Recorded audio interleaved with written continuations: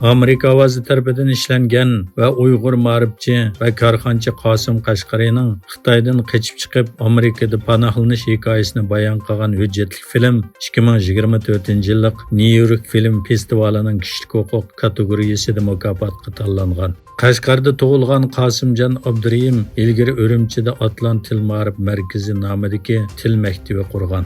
U chet elga chiqishga majbur bo'lib qolg'icha bo'lgan 10 necha yilda minglagan Uyg'urlarni tarbiyalagan. U 2017-yili vatandan ayrilishga majbur bo'lgan va Amerikada panohlik tilagan. Keyincha Amerika ovozida muxbir bo'lib ishlashga boshlagan. Germaniya soqchilari Xitoyga jasuslik qilish gumoni bilan 10 yil Germaniya uchun tanlash partiyasining rahbarlarining maslahatchisini qo'lga oldi. Tekshiruvchilar jangi deb atalgan bu shaxsning parlament faoliyati bo'libmi Xitoy o'ngchilarining uchurlari to'g'risidagi uchurlarni Xitoy davlat bexatarlik ministrligi yetkazdi deb gumon qilingan. Oldingi kuni Germaniya doiralari 3 Xitoy jasusini qo'lga olgan edi. Germaniya Federativ tekshirish mahkamasi axborot e'lon qilib, 22 aprel Xitoyning davlat bexatarlik ministrligi bilan hamkorlashib, jasuslik qilish jinoyati bilan gumon qilingan 3 Germaniya fuqarosining Germaniyaning g'arbida qo'lga olinganligini e'lon qilgan. Germaniya taftish mahkamasi jasuslik delosi ishxonasining oshkorlashicha, 3 gumondorning 2022-yil 6-oydan burun Xitoyning alohida o'rniga ishlashga boshlaganligi haqida kuchli gumon bor bo'lib, Xitoyga ishlagan vaqti haqida aniq ma'lumot yo'q ekan.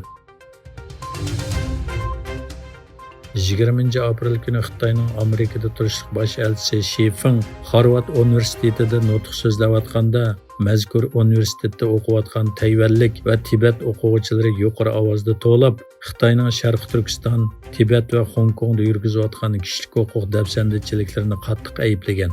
Harvard Crimson gazetining maxsus xabariga qaraganda, shu kundagi bu kutilmagan voqea Xitoy bosh elchisining nutq so'zlash faoliyatini qalaymaqonlashtirib, uni o'sal ahvolga qo'ygan. Shundaqla yig'in zaldagi o'ng'uvchilar orasida g'ulg'ula ko'tarilgan. Angliyadagi 2 kishi dushmanga foydali uchurlarni ta'minlash va Xitoyga jasuslik qilish bilan ayblangan.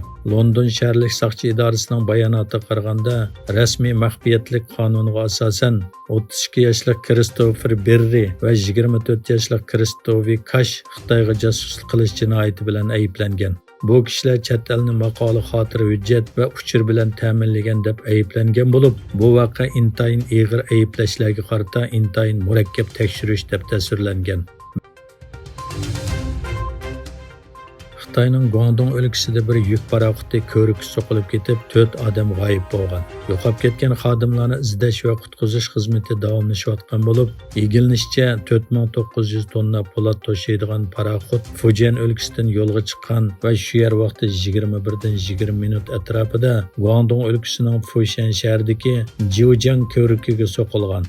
Yerlik doiralar e'lon qilgan bayonotga asoslanganda, paraxotda 11 nafar xodim bor bo'lib, so'qilish voqeasi keyin paraxot suv ilishga boshlagan va soat 23:40 atrofida cho'kib ketgan. Yamanlik olim professor Dunyo musulmon ulamolar birlashmasining quruvchilarining biri Shayx Abdulmajid Zindoniy olamdan o'tdi. Shayx Zindoniy 2014-yili Yamanda yuz bergan voqealar sababidan Saudiya Arabistoniga ko'chib kelgan. Saudiya Arabiston hukumati musulmon qarindoshlar harakatini terrorlik tizimligiga kirgizgandan keyin u nazarband qilingan. Keyin Zindoniy Turkiyaga avatilgan bo'lib, shu mezgildan buyon Turkiyada yashagan.